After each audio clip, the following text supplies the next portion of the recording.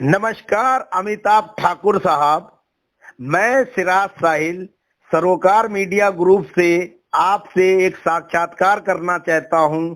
उसमें मैं ये जानना चाहूंगा कि आपके खिलाफ उत्तर प्रदेश सरकार ने किस तरीके से मुकदमे दर्ज किए और आपको जो है एक ऐसे निर्भीक, निष्पक्ष और पारदर्शी अधिकारी को सरकार द्वारा प्रताड़ित किया गया, उसको लेकर समाज क्या सोचता है। और एक पत्रकार की हैसियत से मैं जानना चाहूंगा कि वास्तव में इस देश में सच्चे, अच्छे, निर्भीक और समाज सेवा करने का जज्बा और मादा रखने वाले लोगों के साथ कमोबेश सभी सरकारें ऐसा क्यों करती हैं। तो मेरा पहला सवाल ये है कि अमिताभ जी, आपके खिलाफ पूर्व मुख्यमंत्री मुलायम सिंह यादव भी तल्ख रहे और वर्तमान में दूसरी बार मुख्यमंत्री बने योगी आदित्यनाथ, ऐसा क्यों? ये देखा जाए, अब जैसे कि मैंने एक फिल्म देखी थी राज कपूर साहब की, फिल्मों का मैं भी शौकीन हूँ। तो उसमें उन्होंने उनसे किसी ने कुछ पूछा तो उन्होंने कहा कि मेरी तो सूरत ही ऐसी है।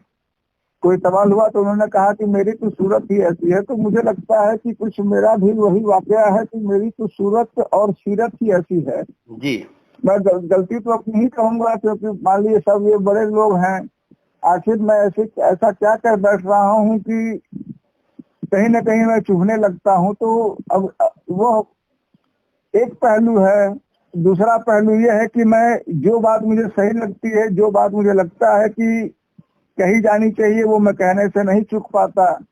तो यही द्वंद्व है मेरा कि मैं अपनी बात कहना चाहता हूँ, कहता हूँ और उसको उसमें चुप नहीं रह सकता हूँ।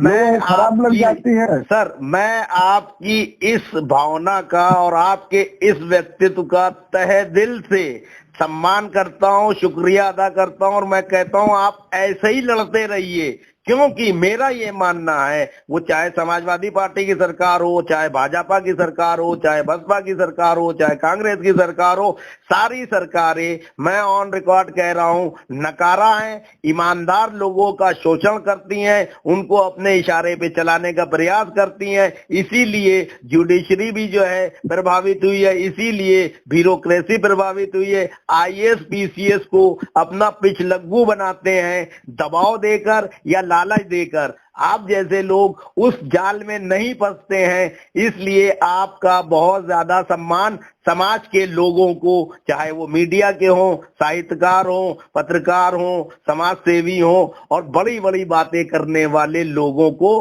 करना चाहिए। मैं करता हूं और इस बात को भी कहता हूं कि चाहे सुप्रीम कोर्ट हो, चाहे प्रधानमंत्री हो, चाहे मुख्यमंत्री हो, जनमानस के लिए, आम जनता के लिए, इंसानियत के लिए, संविधान के लिए अगर कोई व्यक्ति काम करता है तो उसका शोषण नहीं करना चाहिए। अब मेरा दूसरा सवाल, सर, मैं ये कह रहा हूं कि आप जैसे लोग और भी हैं, कमोबेश कम है, लेकिन क्यों नहीं आप अपने जैसे आईएएस आईपीएस और पूर्व आईएएस आईपीएस, समाज सुधारक, अच्छी राजनीति करने वाले लोगों को एकजुट करके समाज को कोई मजबूती से दिशा देने का प्रयास करते हैं?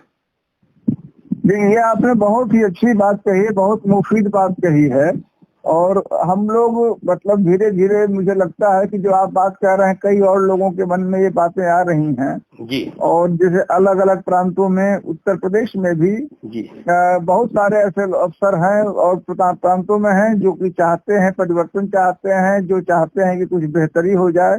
जी। ये अच्छा करने का ठेका कोई ये नहीं है कि मैंने या आपने या किसी एक व्यक्ति ने ले रखा है, तमाम लोग हैं। आपने बिल्कुल वाजिब बात कही है। जी। कुछ कमियां हम लोग में रह जाती है कि हम उन चीजों को एक साथ मिलकर नहीं कर पाते। जी। तो उन कमियों को हम लोग सब मिलकर दूर करना चाह रहे हैं। हम आपस में वार्तालाप कर रहे हैं। प्रयास हमारा है, सब लोगों का इकट्ठा प्रयास है, ये किसी एक व्यक्ति का प्रयास नहीं है जी। कि हम एक साझे मंच पे रहें, हम एक दूसरे के सुख दुख में रहें, क्योंकि चूंकि हम अच्छे के लिए प्रयास करना चाहते हैं। जी। तो एक दूसरे के सुख दुख से मतलब है कि जब हमारे में से किसी के साथ अन्याय होता है, गलत होता है, तो हम सामूहिक रूप से उसका प्रतिकार कर सकें, विरोध कर सकें। इस दिशा में हम लोग सब प्रयास कर रहे हैं। ईश्वर चाहेगा तो हम जरूर एक साझा मंच के रूप में सामने आके अपने कार्यक्रम को और बेहतरी से आगे बढ़ा पाएंगे। सर इसी पे एक सवाल, डॉक्टर कफील अहमद का बहुत ज्यादा जो है शोषण किया गया। गुजरात में संजीव भट्ट जो है पूरा IPS आज जेल में है। लोग जो है लोगों के लिए जो है अभियान चलाते हैं, आपके लिए भी लोगों ने बहुत प्रयास किए, मीडिया में भी और कुछ समाज सेवकों ने भी, कि अमिताभ ठाकुर साहब के साथ गलत हो रहा है। तो क्या ऐसा संभव है कि जहां जहां देश में किसी भी जो है जनहितैषी व्यक्ति का विरोध हो रहा हो, सब लोग सामूहिक मंच बना के सरकारों पे दबाव बनाएं? अब अमिताभ ठाकुर तो जो है रिलीज हो गए कोर्ट से, डॉक्टर कफील तो रिलीज हो गए कोर्ट से, संजीव भट्ट अभी भी जेल में है। तो क्या जो शोषित लोग हैं उनका ये दायित्व नहीं होना चाहिए कि भारत देश में कहीं भी कोई व्यक्ति जिसके साथ अन्याय कर रही है सरकारें, उसका साथ दे? ये बहुत अच्छी बात आपने कही, बहुत ही अच्छी बात कही है। ये अगर ये कमी है तो ये हम लोग की कमी है, हमारे जैसे लोगों की कमी है, जो कि कहते हैं कि हम जनमानस के लिए काम कर रहे हैं। तो अगर हम कर रहे हैं तो हमें सामूहिक आना पड़ेगा। ये मेरी भी गलती है, मेरे कुछ और साथियों की गलती है, हम उस दिशा में प्रयासरत सब लोग हैं, हम अपनी गलती महसूस कर रहे हैं।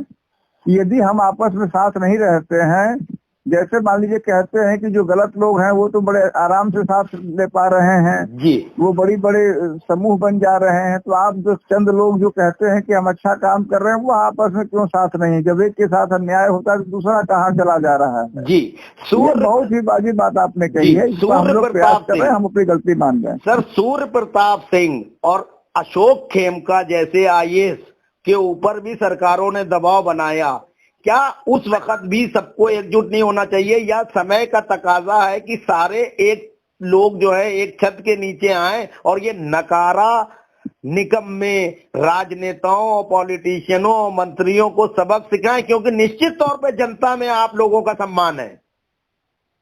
मैं आपसे बिल्कुल सहमत हूँ भाई साहब, सहमत हूँ, और अपने मैं खुल के अपनी इस कमी को मैं स्वीकार कर रहा हूँ कि हमें इस दिशा में जब तक हम एकजुट नहीं होंगे, जब तक हम अपना सामूहिक प्रयास नहीं करेंगे जी, तब तक हमारे कार्य में वो आधार नहीं रहेगी जी, और आपस का ये बंटवारा होगा एक प्रकार से। आपस में भाई आपके साथ हुआ तो मैं शांत रह गया, मेरे साथ हुआ तो आप शांत रह गए, तो इससे इस पूरे जो कार्य योजना है जी, इस पर धक्का लग रहा है। हमें इस दिशा में सोचना पड़ेगा और कार्य करना पड़ेगा। जी। सर एक सवाल और, लोकतंत्र के 4 स्तंभ माने जाते हैं, विधायिका, कार्यपालिका, न्यायपालिका और पत्रकारिता। पत्रकारिता का काम इन तीनों स्तंभों के ऊपर निगरानी रखना है और इनकी कमियों को उजागर करना, जनहित की रिपोर्टिंग करना है। लेकिन आज के जमाने में जिसके ऊपर सबसे ज्यादा जिम्मेदारी है, चौथा स्तंभ जो कहलाता है पत्रकारिता, वो पत्रकार भी ज्यादातर न्यायपालिका के जजेसों के, DMO के, IPS ऑफिसरों के और मंत्रियों के चाटुकार और चमचे बन गए हैं और अपने लाभ की खातिर गलत दिशा में पत्रकारिता कर रहे हैं। इस पर आप क्या कहेंगे?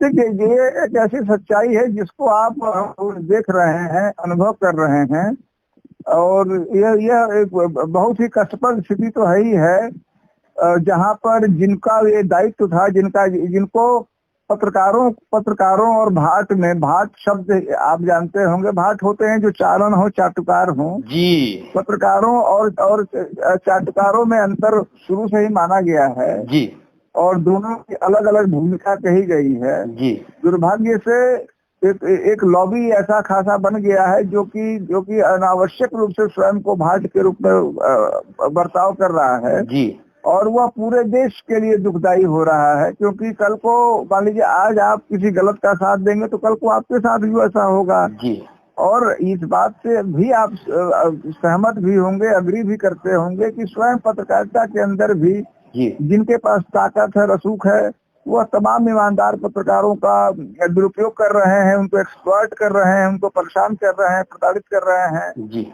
तो आपके अंदर भी एक्सप्लॉइटेशन की स्थिति है। लेकिन जैसा आपने कहा कि जब अगर हम लोग, जैसे मान लीजिए जो लोग कहते हैं कि सोसाइटी के बदलाव के लिए काम कर रहे हैं, जी, जब तक हम एकजुट नहीं होंगे तब तक हमारी ताकत नहीं बनेगी। वैसे आपके यहाँ भी यदि कोई पत्रकार मौके पे चुप रह जाएगा अपने रोजी रोटी के लिए, अपनी कमजोरी के लिए, तो उसका एक खामियाजा पूरा समाज भुगतेगा, इसमें कोई शक नहीं है। सर एक सवाल और, जैसे कि जो है पत्रकार जो है जब पत्रकारिता करते हैं तो ज्यादातर आप जैसे योग्य व्यक्ति, कर्मठ व्यक्ति जो एक आंदोलन के रूप में जो उठा है, उसके मुंह से भी ऐसी बात निकलवाना चाहते हैं जिससे राजनेताओं, मंत्रियों और बड़े अधिकारियों और न्यायपालिका का महिमा मंडन हो। ऐसी स्थिति में आप क्या सोचते हैं? वही बात है जो आपने कही कि यह कष्ट का विषय है, यह कष्ट का विषय है। वो अपनी जिम्मेदारी को उन्हें समझने की जरूरत है, क्योंकि चौथा स्तंभ कहा गया है। 3 स्तंभ तो मान लीजिए संविधान में है, चौथा स्तंभ अपनी ओर से क्यों कहा गया? जब उसकी इतनी बड़ी जिम्मेदारी थी, देश ने, समाज ने, लोगों ने जाना ये भैया ये कोई मामूली स्तंभ नहीं है। ये जो मुट्ठी भर पत्रकार हैं वो पूरे जनमानस को संचालित करते हैं। इतनी बड़ी जिम्मेदारी दी गई, इतना बड़ा ओहदा दिया गया, एक स्तंभ बताया गया, तो उस जिम्मेदारी को न समझे अगर कोई, तो ये पूरे देश का दुर्भाग्य है। उस व्यक्ति विशेष का दुर्भाग्य नहीं, पूरे देश का दुर्भाग्य है। बहुत बहुत आपको इस बात के लिए शुभकामनाएं कि आपने जो है समाज को आईना दिखाने के लिए एक लड़ाई लड़ी, और आप लड़ते रहिए। हम जैसे लोग आपके साथ हैं। निश्चित तौर पे आपको कामयाबी मिलेगी। न्यायपालिका, कार्यपालिका और विधायिका में बैठे हुए अच्छे लोग आपका समर्थन करेंगे, और नकारा लोगों को एहसास होगा कि एक अच्छे आदमी के साथ मैंने गलत किया, जो संविधान के तौर पे सही नहीं है। बहुत बहुत धन्यवाद सर। नमस्कार। नमस्कार।